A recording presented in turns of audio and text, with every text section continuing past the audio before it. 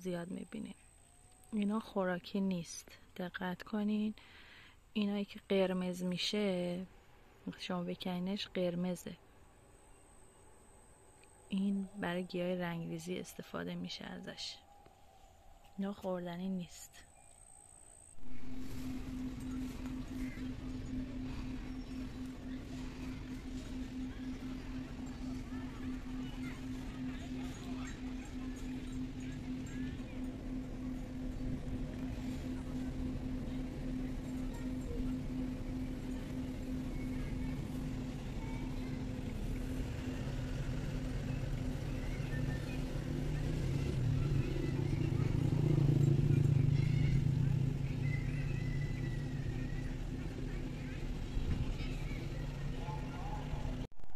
اینا هم علف هرزه هستن، خیلی ها با شیویت اشتباه میگیرن.